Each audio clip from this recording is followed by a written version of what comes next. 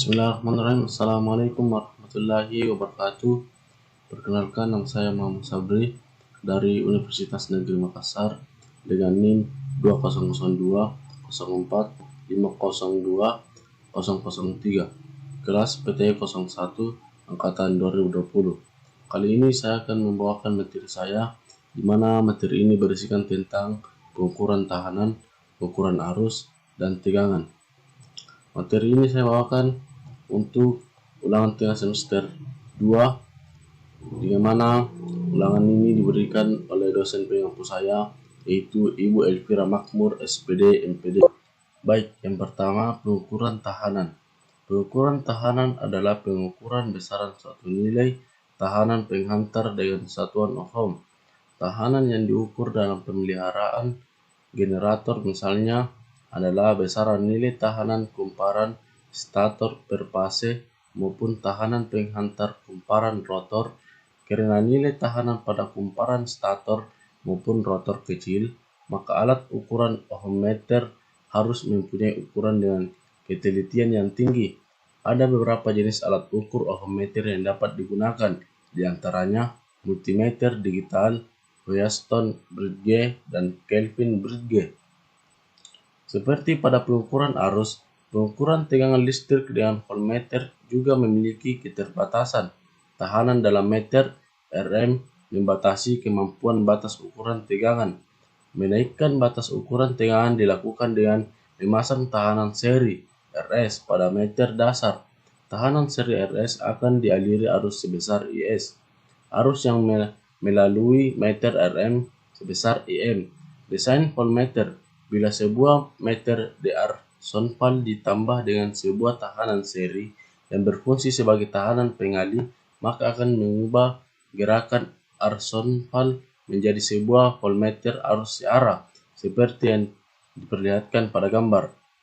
Contoh, bila meter dasar yang digunakan mempunyai data sebesar berikut Rm 100 ohm dan arus simpanan penuh IDP sama dengan 1 mA, meter tersebut akan dijadikan sebuah voltmeter dengan batas ukuran tegangan searah F sama dengan 10 volt, maka nilai tahanan pengalihnya adalah Rs 9900 ohm. Yang kedua yaitu pengukuran arus. Arus listrik adalah banyaknya muatan listrik yang mengalir pada suatu rangkaian listrik tertutup tiap satu satuan waktu. Sebuah arus listrik atau listrik dinamis adalah laju aliran muatan listrik yang melewati suatu titik atau bagian. Arus listrik dikatakan ada ketika ada aliran bersih muatan listrik melalui suatu bagian. Muatan listrik dibawa oleh partikel bermuatan, sehingga arus listrik adalah aliran partikel muatan. Partikel yang bergerak di sebuah pembawa muatan dan dalam konduktor yang berbeda mungkin jenis partikel yang berbeda. Di sirkuit listrik membawa muatan seringkali elektron yang bergerak melewati kawat. Dalam elektrolit pembawa muatan adalah ion, dan dalam gas terionisasi atau plasma adalah ion dan elektron. Untuk mengetahui besarnya kuat arus secara langsung, dapat digunakan alat yang namanya ampermeter. Ampermeter ini dapat dirakit dari alat basis meter yang dipasang dengan sun. Dalam pemasangan ampermeter harus dipasang secara seri dengan alat listrik yang akan diukur kuat arus listriknya. Dalam satu rangkaian, ampermeter dipasang secara seri.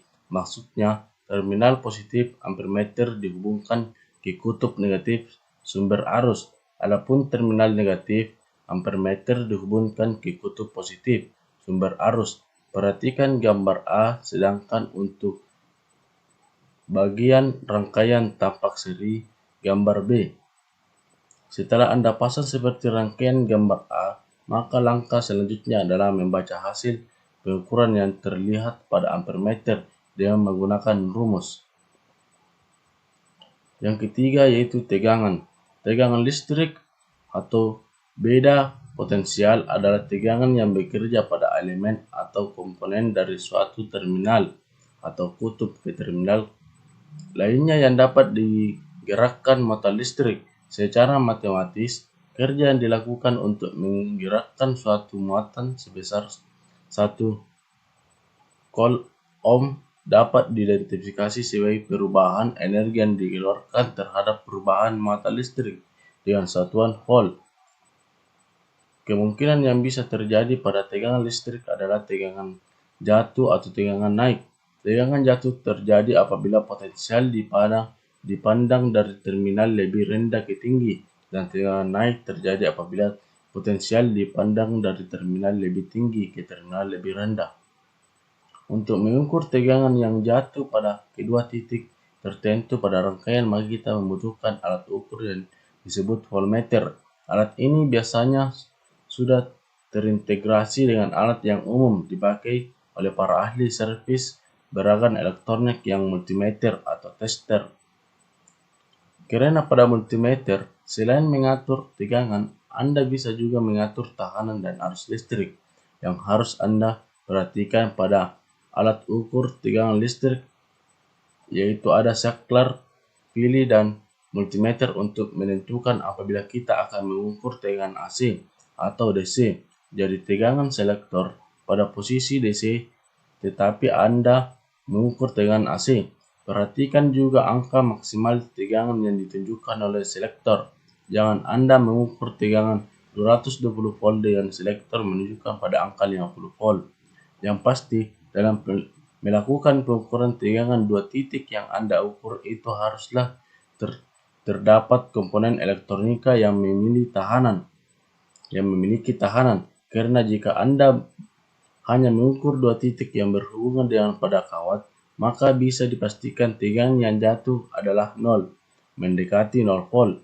Ini sesuai dengan hukum Ohm, di mana jika tahanan 0 ohm, maka 1 kali R juga akan 0 volt. Sekian materi yang sempat saya bawakan kali ini. Mudah-mudahan materi yang saya bawakan dapat menambah ilmu kita semua. Dan saya ucapkan banyak terima kasih kepada teman-teman yang sudah menonton video ini. Dan saya juga meminta komen dari teman-teman untuk materi yang saya bawakan, karena saya pribadi mengetahui materi yang saya bawakan ini banyak kekurangan.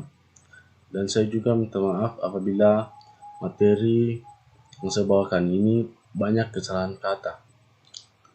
Terima kasih untuk semua. Assalamualaikum warahmatullahi wabarakatuh.